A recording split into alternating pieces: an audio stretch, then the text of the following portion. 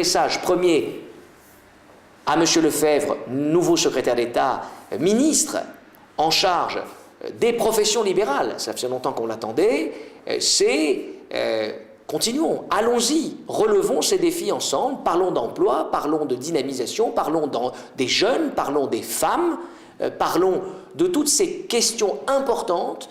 La vie économique, sociale de notre pays a besoin des professions libérales.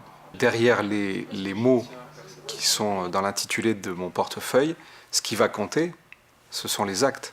Je me réjouis qu'il y ait une vraie collaboration sur des sujets essentiels, transversaux bien sûr, puisque la spécificité des professions libérales, c'est que chacune, en réalité, dépend d'un autre ministère. Les médecins, évidemment, ont plus de contact avec le ministère de la Santé qu'avec ce ministère. Mais il faut, comme ça, sur les sujets transversaux, qu'ensemble, on détermine des axes, qu'on s'y tienne et qu'on obtienne des résultats. L'emploi, par exemple, est un sujet transversal sur lequel je me réjouis du travail qui a été accompli entre l'UNAPL et Laurent Wauquiez, par exemple. Les professions libérales, c'est un énorme réservoir d'emploi. C'est l'économie de l'intelligence. C'est 700 000 entreprises, 1,7 million de salariés, 2,5 millions de professionnels. Ce réservoir d'emploi a été sous-estimé. Et les politiques de l'emploi ont depuis trop longtemps tendance à passer à côté de partenariats avec les professions libérales. Je veux que ça change. Je veux qu'on puisse tisser des partenariats avec ces professionnels, qu'on les aide à recruter, qu'on incite les demandeurs d'emploi à miser sur ces formations et qu'on mette de la formation sur le secteur des professions libérales.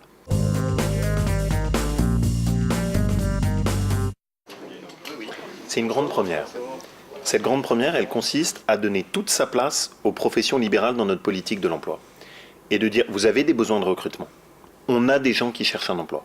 Mettons en place les ponts, les formations, qui vont faire en sorte que vous allez pouvoir recruter vos collaborateurs et que nous, on va aider à flécher les demandeurs d'emploi vers vous. Donc c'est un travail très serré, très sérieux, très approfondi, qui va consister à évaluer les besoins des professions libérales sur les 5 années qui viennent, dans tous les secteurs. Les avocats, bien sûr, mais aussi les professions de santé, les experts comptables, les huissiers, toute cette planète des professions libérales. Mon objectif, c'est qu'il n'y ait aucune offre d'emploi qui reste sur la table. Quel gâchis. Quel gâchis quand on a un professionnel qui cherche un collaborateur et qui n'arrive pas à le trouver. Donc c'est ce travail, fait avec Pôle emploi, avec tous nos organismes de formation, qui va nous permettre d'avancer.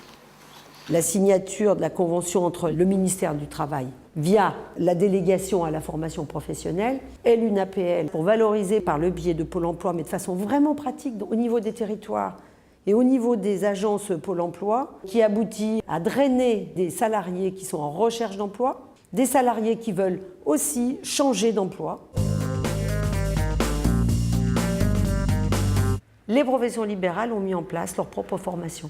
Ça veut dire simplement que l'alternance, pour nous, est le bon moyen de fabriquer une compétence qui permettra à la profession libérale de pérenniser la profession, de pérenniser l'activité de cette profession et vraiment de fournir des emplois qui, pour les jeunes, doivent être attractifs parce qu'ils sont déjà salariés. Donc déjà, ils sont dans le monde de l'entreprise et en plus, ils apprennent. Trop souvent, par le passé, l'apprentissage était réservé au secteur du bâtiment et de la restauration.